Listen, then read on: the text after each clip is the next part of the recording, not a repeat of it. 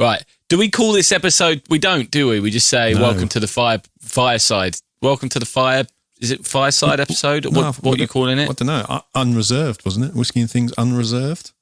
Welcome to Whisky and Things Unreserved. We don't know yet. We'll find out when it goes out.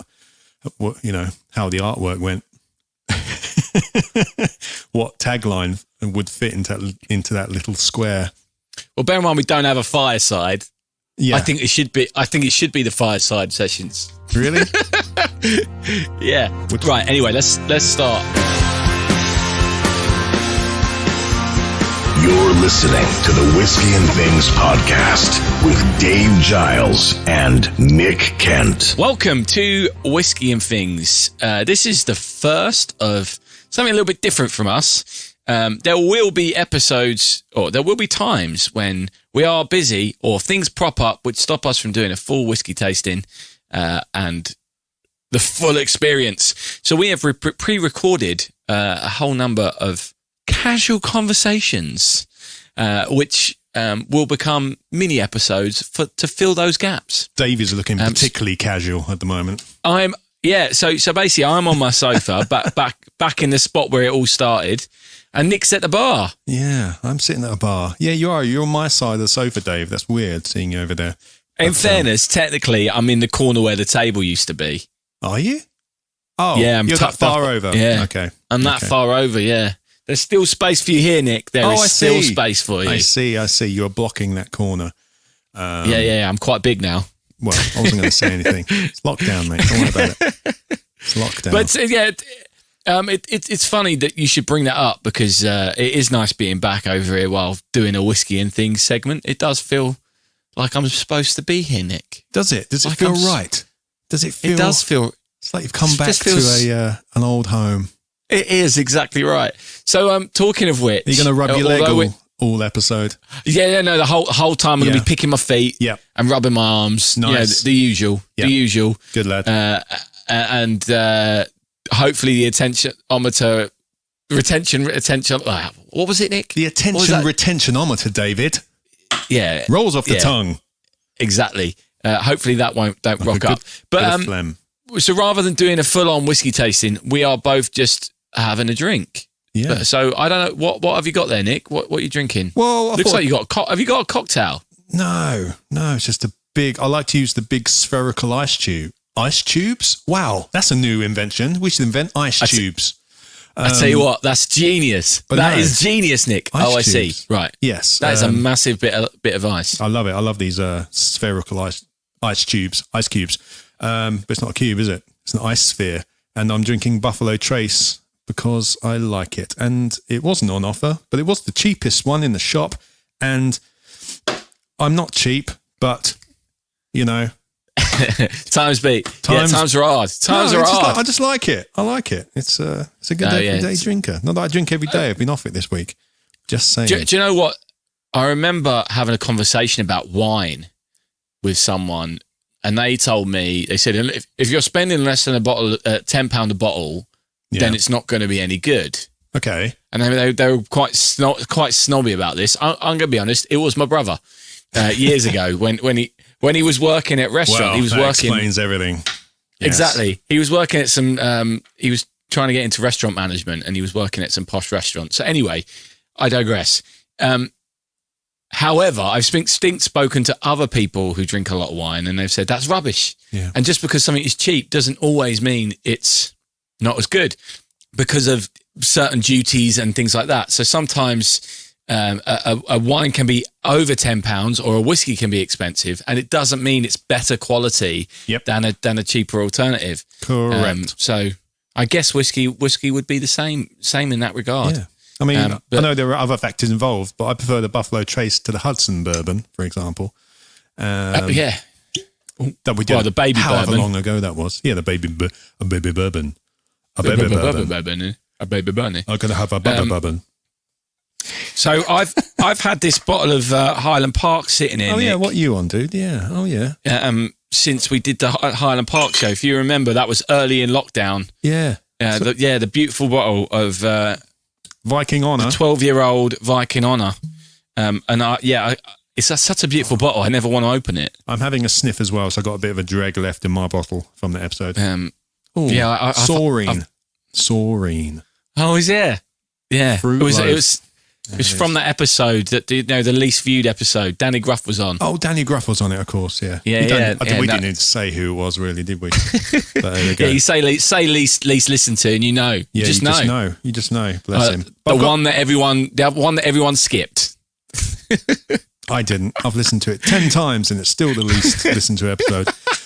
I've got to say though, out of all the bottles we've done, or we've done many, the Highland Park cork, is one of the best. It's definitely winning, isn't it? Oh, yeah, you heard that. Don't worry about it. I'm not going to do it again.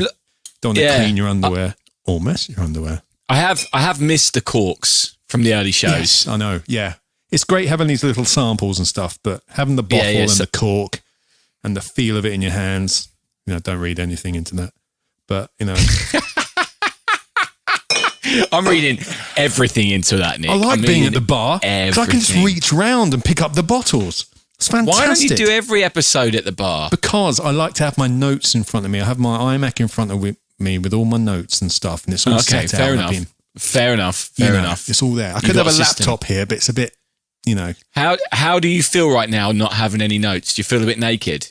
I feel almost a little bit, but also free, because I know I'm not going to have to bring up a load of stuff. I'm not going to have to explain my Buffalo Trace because we've already done that.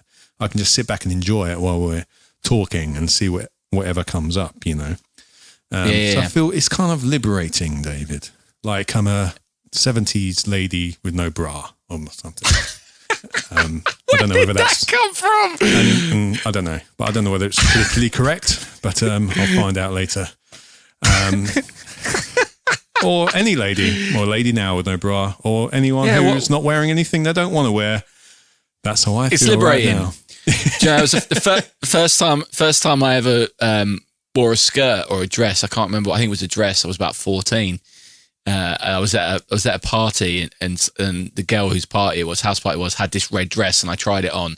It was so liberating having no material between my legs. Yeah, because as boys we're so used to having it was shorts and trousers. There's always something between your legs. Yep. But walking around, it was quite something. And at the time, David Beckham had just done that. He'd worn a sarong. Do you remember that? Do you remember when Beckham wore a sarong? Yeah, he had a long bleached, highlighted hair. He was on holiday. I remember with Posh. Yep. So next time I was in a Top Man, there was a sarong on sale for 10 quid, and I got it, and I was that guy. Oh, I bet. I was that guy at 14. We heard me singing on a previous show when I was 14. It was around then I would quite often go to the Hermit. I remember the Hermit, yeah. In Brentwood, yeah. Where that gig took place. Yeah. Wearing my sarong. I'd have a great time down there at 14. Mate, there's nothing so wrong with that. Yes. That's why we're here. That's exactly why we're doing this. Who needs notes when you got fantastic puns? Love it. Amazing. Yeah. Hang on, I'll cross it off the list of puns earlier on. Sarong. Yeah. Oh dear. Anyone keeping score? That's Nick 1, Dave 0 on the joke front. On the pun scale. On the puns. That's fantastic. That's phenomenal. Although I can't remember the first time I wore a dress, Dave. I'm not going to lie, but I do remember it was Nottingham, Halloween. Me, you, Bri, and Danny Gruff, least listened to the show. Yes. We all wore dresses, didn't we, for Halloween? Yeah, for Halloween. We went into a charity shop with £10 each to spend, if you remember. We hadn't sorted out. Was it that much? That was $5. It may have been $5, but I'm not sure we could get anything for $5, so I think we had to put the budget up. We did, didn't we? That was... We didn't have time to do proper Halloween because we were on tour, and we told everyone to dress up for the Halloween show. Yeah. And we realised didn't have anything, so we all ran into a charity shop and got a lovely set of dresses. Yeah, we thought that was the scariest thing we could do, us putting on some dresses. And we were right, I think. Danny just looked like Barney Rubble, though. He did. He had this brown number, didn't he? Yeah, he looked like... I had a brown one amazing. Too. You had some nice velour thing. Yeah, I don't know what happened to it either. It's one of those what happened to the dresses? Did we just leave them at the Nottingham Playhouse? I don't know, but we were gorgeous. But I know what you mean by stunning. the liberating thing, like not having anything between your legs. Yeah, it's great. You know what I mean? Didn't you dress up as Jennifer Batten on Warped Tour? Oh, I had to wear skinny jeans, mate. Oh, that was skinny jeans. Because that's what she would have worn on stage and stuff. Right. Yeah, but I did like roll up a load of socks and then put them down my top to make two fantastic breasts. Bosom. Yes. Yeah. Everyone needs a bosom. For those of you who don't know, Jennifer Batten was Michael Jackson's guitarist for many years. Yeah. So and was it a Michael Jackson party? How did that come about? This was the beginning of because he passed away the day before Warped Tour started in 2009. So I think it was the 25th of June, because I'm pretty sure Warped Tour started the 26th. So hang on a moment. Are you remembering exact dates? Yeah, I know. It's unlike me, isn't it? Never happens. I know. I hope that's right. What the hell? I know, it's crazy. What the hell? Pretty sure it's the 26th, so that would have been, he would have died on the 25th, pretty sure. Because we were all there for the warm-up day, the setup day. Yeah. In, I think, Pomona in California. But I think a week or so, 2 weeks into the tour, it was Tatiana actually organised it from our band Tat. She organised the Michael Jackson party, after one of the Warped Tours, because there used to be these great kind of barbecues and parties afterwards. So she organised one and everyone would kind of dress up and there was a Michael Jackson themed disco dance party type thing. So I dressed up as Jennifer Batten because why not? And so yes, cross-dressed a little bit. I've never had so much attention in my life, Wow. If you want attention, guys, just dress as a girl. Like it's a lot of fun. Especially an interesting tactic. Yeah. But there we go. Do you want to know who I would have come as? Bubbles. I wish you were there. Could have had you like on my shoulder. I would have come as a moonwalker. Oh, really? A real one. A real one, yeah. Exactly. Yeah, I know, yeah. See what I did there? What I did there? I did. It's not quite a pun. Does that count as a pun? No, it's not a pun. Is that a pun? Is it a pun? Answers on a play on postcard, words, please. isn't it? Do you remember when it was answers on postcard? Oh man, that was, yeah. I actually thought the other day, why was it always a postcard? But I'm thinking they would have like received thousands of letters. They couldn't be bothered to open them. So they just open the looked at the envelopes. post. That's actually a really good point. Yeah, they just really look good at point. the postcard. Answers on the postcard. PO box, whatever. Going live. Talking of old TV, did you ever watch Happy Days? Of course I watched Happy Days. Right, Ron exactly. Howard went on to be one of the best directors around. And who did Ron Howard play? Shit. I can't. His character name escapes me. Richie Cunningham. There we Richie Cunningham. Exactly. There it is. Yeah. Do you remember that Richie? And he had a younger sister. Yeah. Do you remember there was an older brother? Vaguely. From season 1. Okay. Chuck Cunningham. Okay. Where's this going, Dave? And one day he went up the stairs and never came back to go and watch a basketball game in season 1 and never came back. He's still watching it. Yeah, which is brought rise to the term or to be Chuck Cunninghammed. Really? Oh, okay. Which is when you'll be watching a TV show, yeah, and a character just disappears and never gets mentioned ever again. Chuck Cunningham. To be Chuck Cunninghammed. Oh, mate, that's a good way of like getting rid of a girlfriend or boyfriend, isn't it? I'm going to Chuck Cunningham. What are you going to do? No, I'm just going to. It's not cold turkey, mate. I'm going to Chuck Cunningham. Is that where the term Chuck comes from? I'm going to chuck her. Chuck him. Oh, wow. Maybe. That could be it. Not like chuck him. That could be it. I'm going to chuck him. I'm going to chuck him. I'm going to Chuck Cunningham. Mate, we may have just got to the bottom of a literary conundrum. Yeah. We've got to make... For years, people have wondered where that's come from. And now we know. You're welcome, world. It's when Chuck Cunningham went up the stairs in season 1 of Happy Days. Never to be mentioned ever again. It's kind of weird. He went up some stairs as if he was like actually dying off, going into heaven.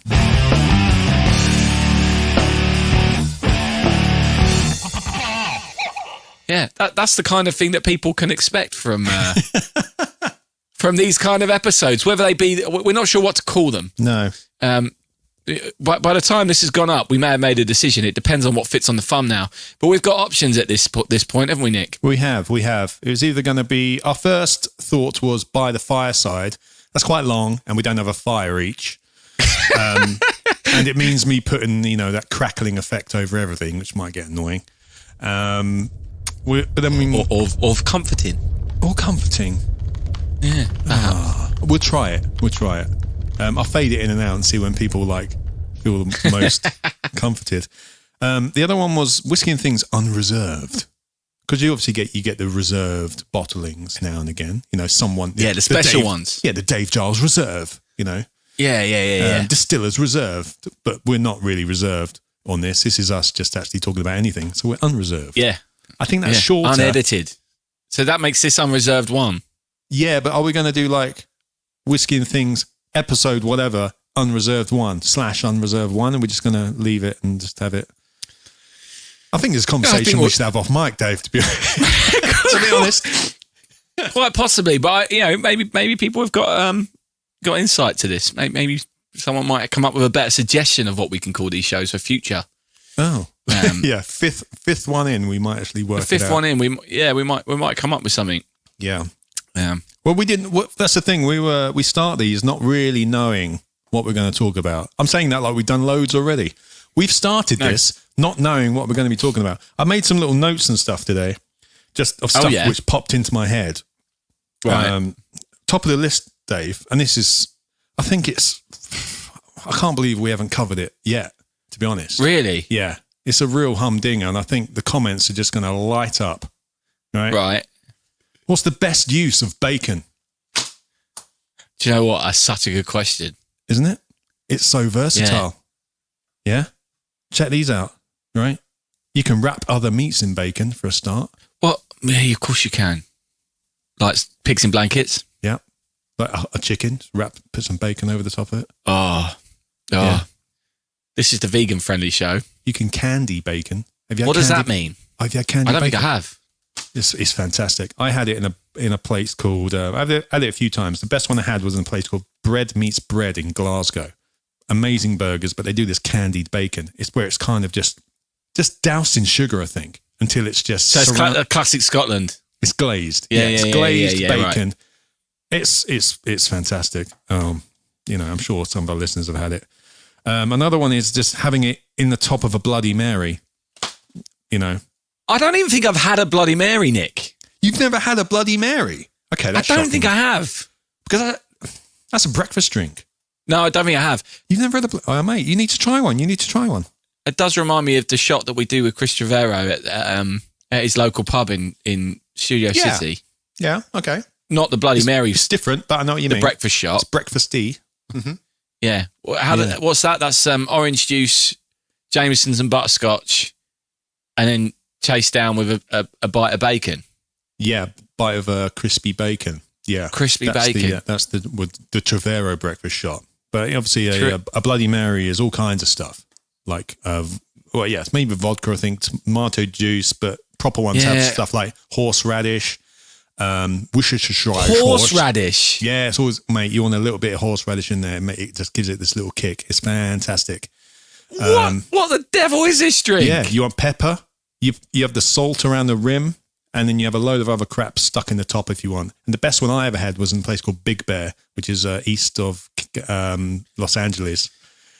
And I had one up there when I was stuck back in 2000. When were we there last? 2018? That was 2000. Yeah, February 2018. Yeah, I got stuck up in Big Bear in the snow.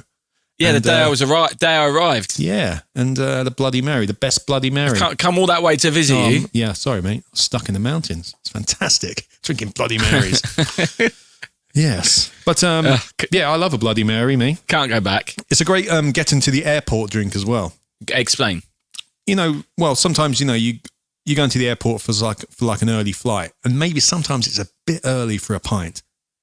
Even though an airport pint at 7 a.m. is completely acceptable. Sometimes I'll have a Bloody Mary because it just, it starts the flight off nicely. Yeah. I feel like this is something I clearly need to try. I can't believe you haven't had one, mate. We need to. Yeah. You need to have a Bloody Mary. I'm not sure if I'm a big fan of tomato juice. I think that's probably why. I don't even think I've had tomato juice. The tomato juice does not register in this equation. Right. To be honest. You know, you'll have it. You're not thinking, well, it's a bit tomato juicy. You're thinking about everything else in there. Are you supposed to shoot it or is it? No, it's a long drink, man. Big tall glass. Right. I actually found the one I was talking about earlier on, just to show you. I'll cut this What, bit the Bloody out. Mary? Yeah. Keep it in. Keep it in. Look at that. Oh, look at that. That's got everything in. Everything in it. And in the top of that is And where was that? that was the Big Bear one. And that's got a bit of bacon in the top. Yeah. It has a wedge of lemon, cucumber, a bit of lime, bit of orange, bit of celery, an olive, a chili, a pepper, and a massive bit of bacon and all the salt around the rim. Absolutely glorious. We'll whack that up on social. We will. Yeah, we will. Is your phone all right? You just slammed it down twice. I like to do it so people can hear what I'm doing. I found it because I've been doing it on the pod like the last few episodes. I've been going boom, boom, boom, boom, boom, with my pen and stuff like that. I've That's been what they do wondering on what chat that is shows. as I listen back. Yeah, because that's what they do on chat shows. When I said, yeah. Anyway, great. Nick and his pen. Yeah. Nick and his pen. I need a pen deal. What else I'm you gonna got written break down one. for us then? Or what other uses of bacon have you got? That was pretty much it. Wrap other meats. You know why? Because I bought two packets of that ready to eat bacon today from the co-op, and I've already gone through one packet this afternoon because it's just so just easy. Look, I've got it to hand. Look, You really have got it. You love being at the bar. I love being at the bar. Right. What, is it already cooked? Yeah, it's already cooked and it's crispy and it's ready to go. I've never seen that before. That's Mate. amazing. Our friend, I think our friend Annie put me onto this stuff. That's amazing. Hi, Annie. All right. Let's. In fairness, though, there is a serious question about bacon that I need to ask you. Cholesterol. Do you prefer American streaky bacon or English back bacon? Depends how you want to cook it. They have completely different uses in mine. Because that'd be streaky bacon. Yeah. I see the back bacon as more of a kind of juicy. I like it to be juicy, not done too much. You know, just maybe a little bit of caramelization. You know, but the streaky bacon you've got to cook until it's crispy. You want it, you want it crispy. Exactly. Yeah. So it won't go floppy when you put it in your Bloody Mary. Exactly. No one likes a floppy bit of bacon in their in their Bloody Mary. Absolutely not. That's all kinds of wrong. That is all kinds of wrong, that expression. Poor Mary. But, poor Mary. Anyway, gonna lose it there.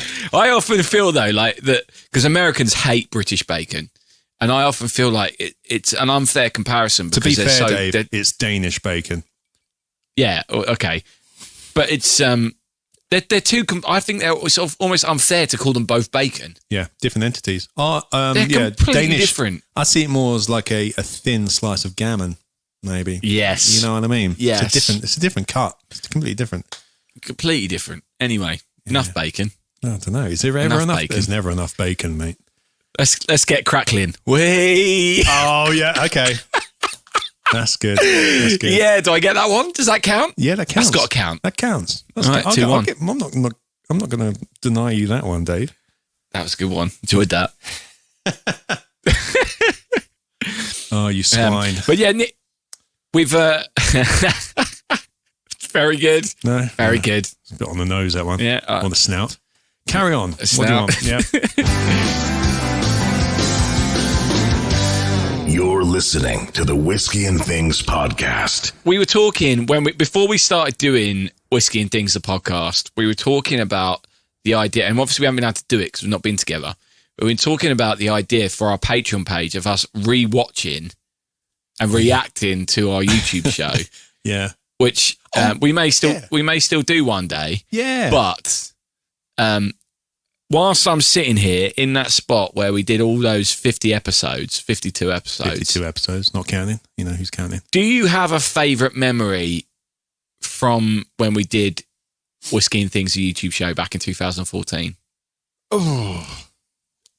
You know I'm terrible at coming up with stuff off the bat in my head.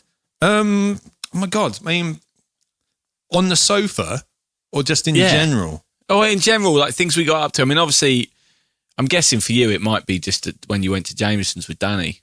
That was fantastic. Yes, myself and Danny Gruff, least listen to episode. Least listen to episode. The Middleton Distillery, Which we've talked about. Many we times. have talked about. We talked about it many times because it was fantastic. But I don't know. I mean, in terms of stuff on the sofa, I think there was one we recorded when we got back off tour and we were all knackered, and you were maybe wearing a Cuckoo Kangaroo t-shirt. Our friend Annie was there. Danny was there. Least listened to episode. Faye was there. Faye was there. And I made some pasta. Yes. And we were just kind of chilling out. And it was the hardest one to edit, to be honest, because it was so long. Yeah. And didn't you have to fly somewhere in the morning or something? You had a deadline in the morning. There was something happening. Probably going for a gig or something somewhere and had to have it done by a certain time. And Nick didn't get to sleep again. Yay. God, yeah, that's my memories of doing all of that is me having a great old time and you just not sleeping for a year.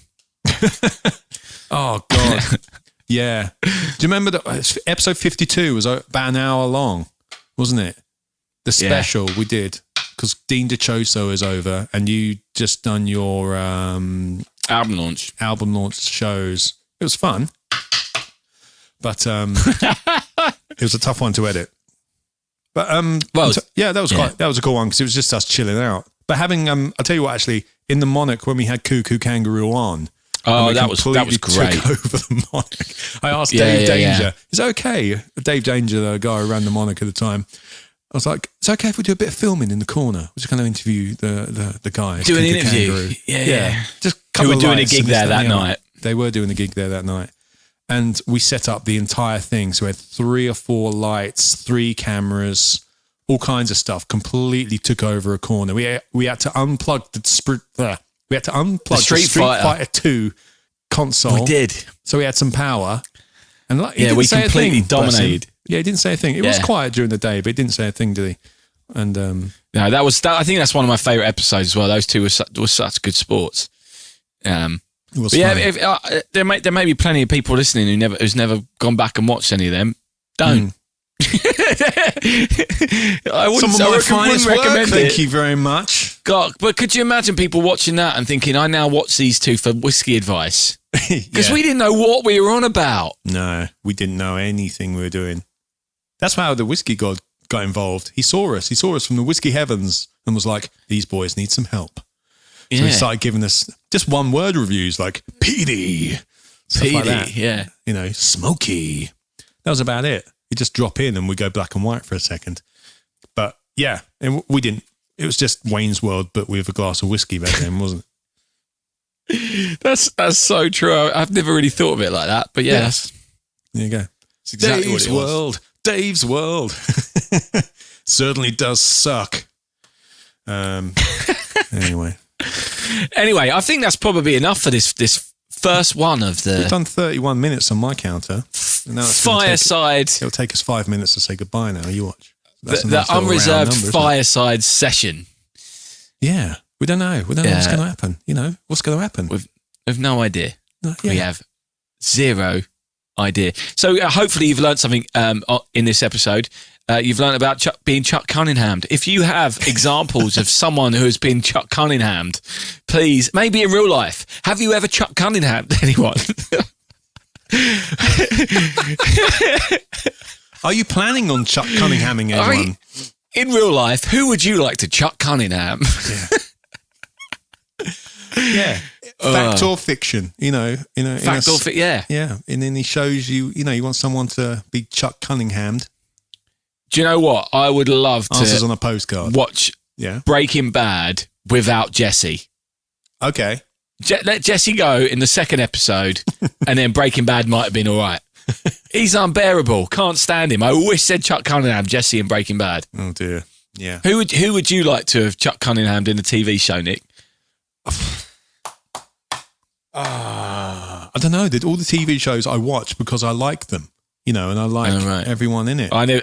In fairness, I didn't like Breaking Bad. Controversial, I know, but yeah. Well, no, I need to. I haven't watched it. Haven't you? No, I've but watched. You sent a little video. I know I sent that little video. I knew the references, Dave.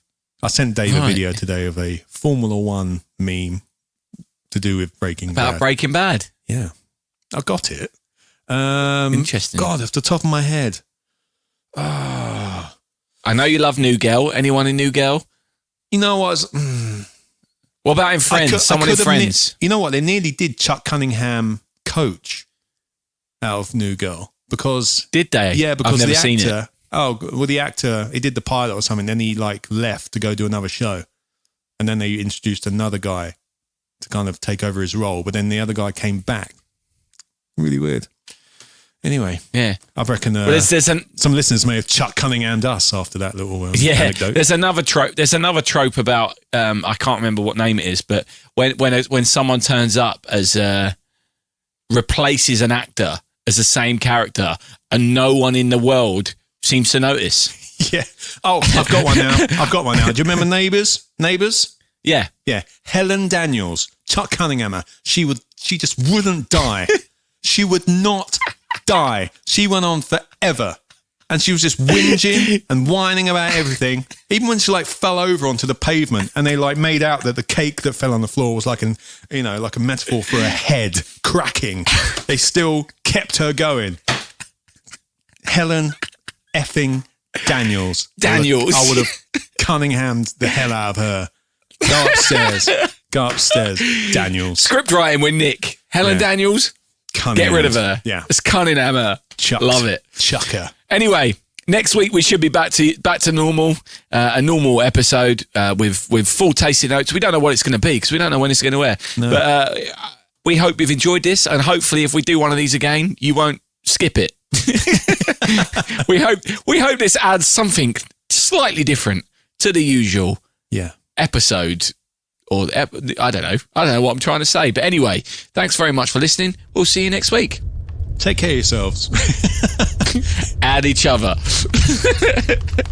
Yeah. All right, Jerry at the bar. After a whiskey, no one can hear you dream. No? Okay. I don't know why. I've got to get that better. Right. I'm going to press stop. I'm pressing stop.